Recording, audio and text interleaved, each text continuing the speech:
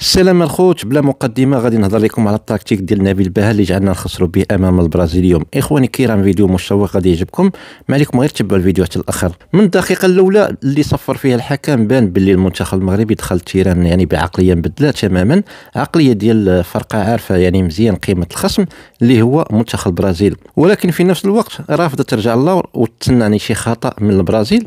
ربع ساعه الاولى كانت يمكن احسن وقت لعبه اشبال الاطلس في هذه المباراه. ريتم عالي وقتاليه في الميدان وانضباط تكتيكي خلى البرازيل دايخه تماما وما قادرش تبني اللعب كيف ما مولفه. المدرب المغربي اختار يلعب بالضغط العالي ويخنق المساحات على وسط ميدان البرازيل، وهذه كانت مغامره كبيره ضد منتخب معروف بالتحكم في الريتم.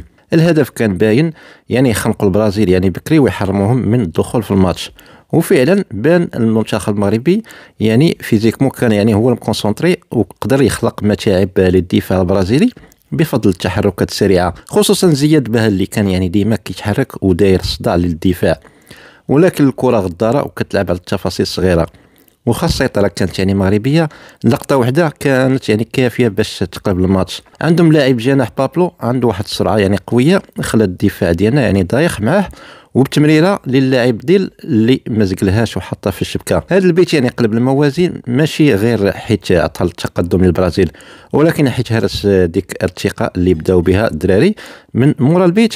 بان واحد الانهيار واضح في وسط التيران ديالنا، صعوبه باش نسترجع الكره، الريتم طاح ومبقيناش قادرين نخرجوا بالكره كيف ما كنا في الاول. حتى المحاوله ديال بها كانت كتحبس عند الدفاع البرازيلي حيت الدعم الهجومي كان قليل، ومع ذلك المنتخب رفض يخرج من الشوط الاول خاسر. استغلوا غلط في الدفاع البرازيلي وجابوا بينالتي تكلف بها اللاعب زياد بها وتيرها بثقه كبيره باش يرجع الروح للماتش ويشعل المدرجات. اما الشوط الثاني فكانت هضره اخرى، بان باللي البرازيل دخلت بعقليه حازمه جدا، طلعوا الريتم وزيروا اللعب في مناطق المغرب.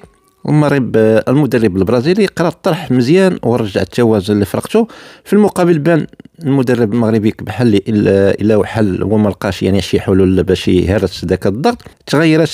تغيرات قليله وتاخر في التدخلات، والتكتيك بقى هو والشيء اللي خلى المنتخب يرجع اللور بزاف. الجمهور المغربي كان عايش على امل يجر الماتش لضربات الترجيح، خصوصا ان الدفاع صبر بزاف ضد الهجمات البرازيليه، ولكن الكره قاسيه وما كترحمش. اللي كيرجع اللور في الدقيقه 90 والناس كتسنى الصافره جا البيت القاتل، تسديده فرقعات احلام مغاربه وسدات باب الرجوع نهائيا.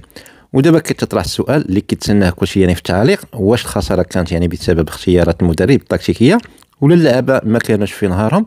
المدرب ما نجحش باش يقرا التحول ديال البرازيل في الشوط الثاني وما بدلش الخطه، وخا الوسط كان كيعاني. ومن جهه اخرى شي لعابه فقدوا التركيز مورا البيت الاول وما حافظوش على نفس التوازن اللي بداو به. وخا الهزيمه كتوجع، اكيد ان المنتخب المغربي قدم لحظات كبيره وبين على الشجاعه ديالو ضد واحد من اقوى المنتخبات في العالم، ولكن الكره كتعرف غير باللي كيبقى واقف لاخر ثانيه، والدقيقه 90 كانت كافيه باش تسالي الحلم. دابا الكره عندكم، واش المدرب فعلا هو السبب الرئيسي في الخساره ولا اللعابه قصروا في هذه القمه؟